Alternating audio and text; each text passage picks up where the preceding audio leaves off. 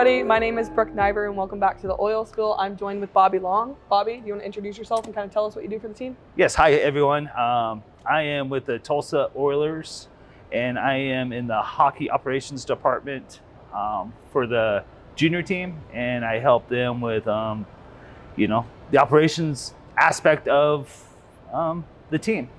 Awesome. So I know that you've probably been involved in hockey for most of your life. So can you kind of tell us how you first got started with hockey and your journey from that?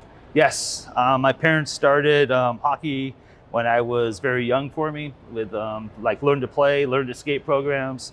I progressed through my teenage years, became an official as a teenager, started coaching in my early 20s. And then from there on, I just been able to continue to work in the sports industry and in hockey. Awesome. So it sounds like I'm from Oklahoma. I didn't know much about hockey until I went to college because my college had a hockey team. But growing up here, I never really even learned how to skate. I've never been ice skating. So you said that you were in Learn to Skate when you were young. Mm-hmm. Where'd you grow up? Because it's not popular. I don't feel like hockey was as popular when I was a kid. I grew up in the Bay Area in California. Okay. Originally, Pleasanton, California was my home city. Mm-hmm. So I learned how to skate in Hayward, California. And then Dublin had a rink built a short time after that. And then over the years, when kind of hockey boomed, a lot more rinks were built in California, both in northern and southern, and so that's where I started my hockey career. And I'm assuming hockey is what brought you here to Oklahoma. Yes. I've been able to work for the organization for the past close to 4 years.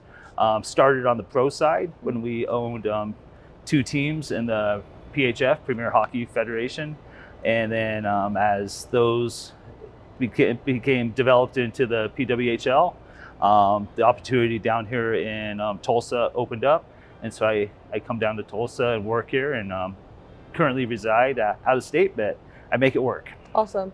So I know your hockey journey has been long. So what has been like your favorite point of your hockey journey? Whether that be a coach, an official, a player when you were a kid, what has been your favorite? Yeah, probably my most memorable time frame was back between like 2015 to 2017, coaching a tier program in San Jose, girls, and just watching the growth of them, watch them move on to play Division I NC2A hockey, a lot of Division III players, ACHA players, but probably the highlight would have been in 2017 being able to capture the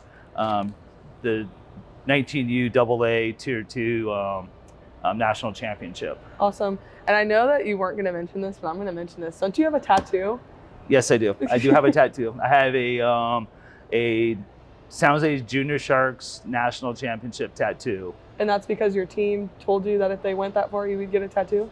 It was actually a bet with the girls. For years, we kept getting knocked off by Team Alaska at Pacific Districts and getting knocked out, unable to go to the tournament.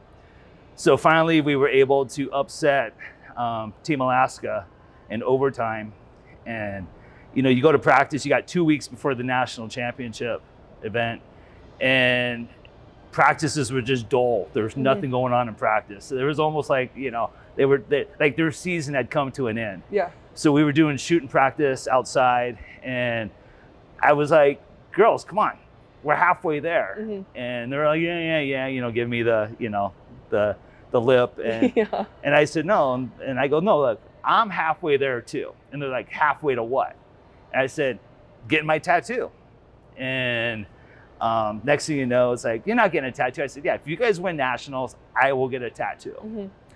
And I remember the championship game was it was very odd. Mm-hmm. And it was in Troy, Michigan.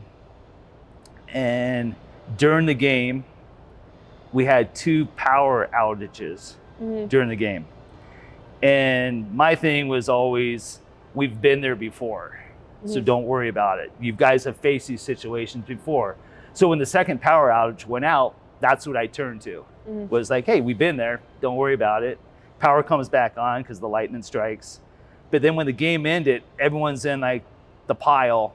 And then I remember it was Angelina Cruzall.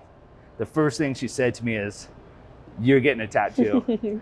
And that was it. Yeah, I know. That was the moment. Yeah, from an athlete's point of view, I played college softball. So when we went to the D2 World Series, our coach was like, well, if we win, what are we going to do? And all of us were like, we're getting tattoos. And he was like, no. And we were like, yeah, we're going to get tattoos. I think it's like a common thing, but it also shows the bond that you make with your coach and how much they trust you and you trust them. Yeah. And just respecting each other and being there for each other in a moment that's so pivotal, not only for the team, but also for the program that you're part of. Correct. So I know that you mentioned that there was a boom in the hockey industry in California, and it was a pivotal point for hockey going northern, southern California. So I just wanted to ask you, where do you think hockey is going to be in Tulsa itself in about 5 years?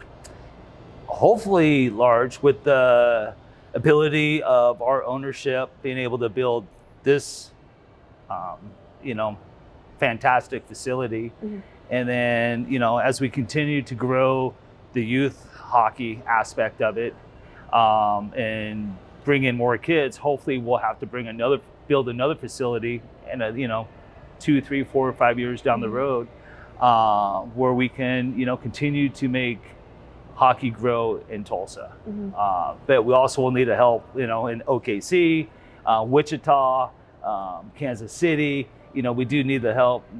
Arkansas is, because if you're just by yourself, you can't grow unless you have other communities and other cities that are willing to, partake in it and, succeed as well. Yeah. So my last question I'm going to ask you is, I know that since we're a newer team in Tulsa, how are we going to get players, fans, people in our stands to cheer our team on? What do you think should draw them into Tulsa itself? Because you're not from here. Mm-hmm. So coming from an outside point of view, what do you think could draw people here?